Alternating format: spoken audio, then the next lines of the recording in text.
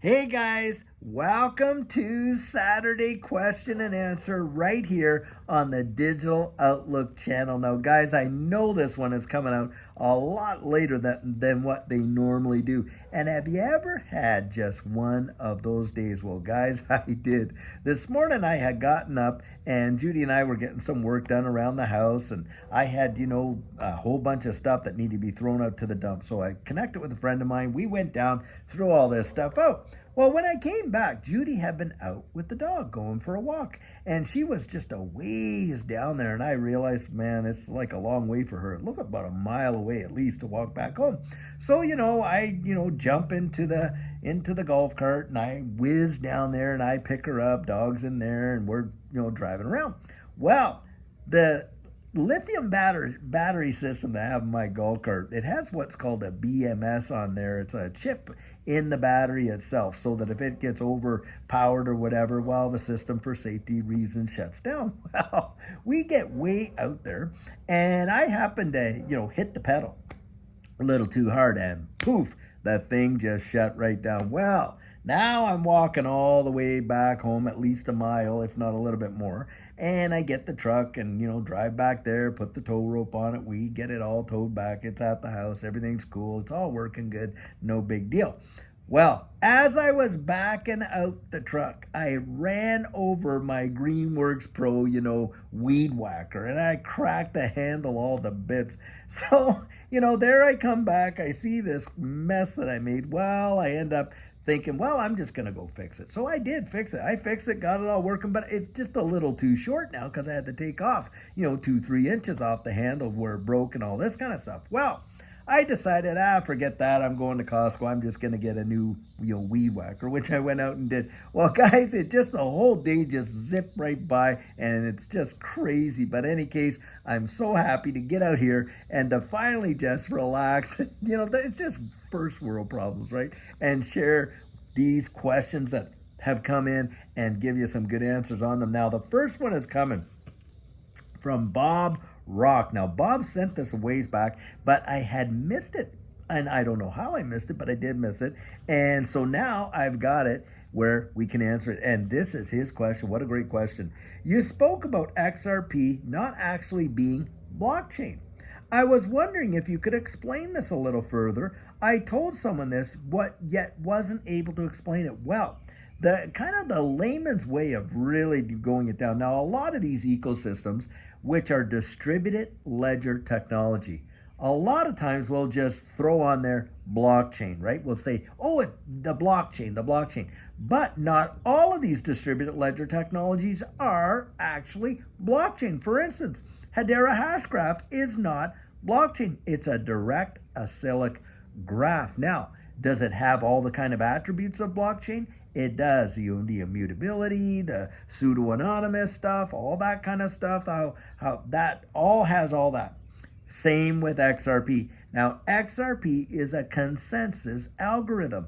Now, what you need to truly understand is how a lot of these, various systems actually come to a final, reality of what, when a transaction happens, how is it finalized? Well, with Bitcoin, what do we deal with there? It's called proof of work, and that's how it's proved. That, and that there's a hash that goes through and all this and this and that, and some computer out there solves the algorithm, and that and by the way, that's how Bitcoin's created. And on top of that, it validates the transaction. It's called proof of work. Now, there are other systems out there that, like for Cardano, well, Cardano is proof of stake, isn't it? Well, with XRP, it's proof of consensus. That's what it is. And by the way, with VeChain, it's proof of authority. And then there's other ones, positive proof of stake. With Hedera Hashgraph, it's a gossip protocol.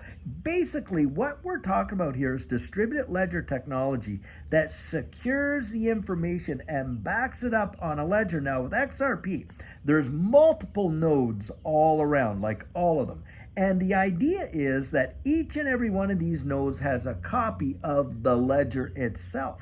And it's very, very quick to come to a consensus of what is a valid transaction and what is not.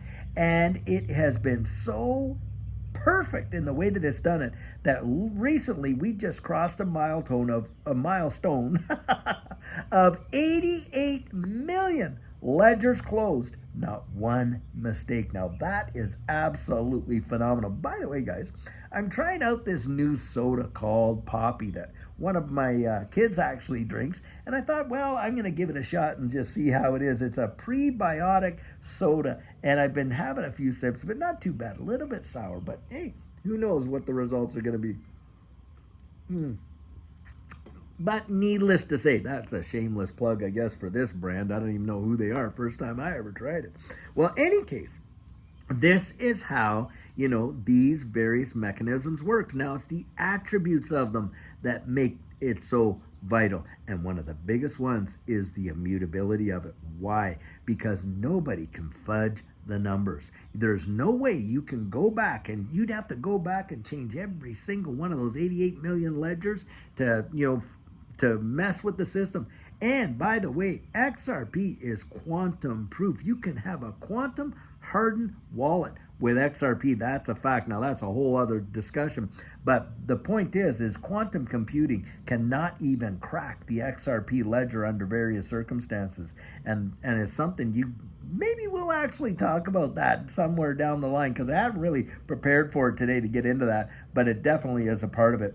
But that, in a nutshell, is how it works. They are all distributed ledger technologies, but they are different in the way in which they come to, validate the transactions that are on them. And for XRP, it's not really blockchain. It is a consensus algorithm that has the attributes, of course, of blockchain, but that's basically what it is. Now, you can absolutely research this. You can Google it if because Bob was out there trying to explain it to a friend and couldn't. Well, what I would do is I would just print off a couple of pages off some of these websites that go into the absolute minutia of detail and come up with it. But it is something for you to understand how these mechanisms work and why they work the way they do. How is it that it takes, almost an hour to validate a Bitcoin transaction, but you can see an XRP transaction validated in 3 to 5 seconds? Guys, it's how the system works. It's the consensus algorithm for XRP that makes that possible. And boy, light years ahead of what Bitcoin is. Now, next question I got here. And this is a good question. This question's coming from Clayne Taylor. And Clayne asked this. He said, serious question, David. When personal digital IDs roll out, how will businesses transact?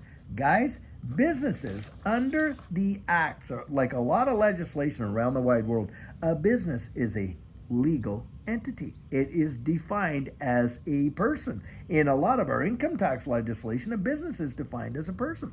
And so when you think about this in this capacity, businesses will also get digital IDs, and it'll be the exact same way that they transact now.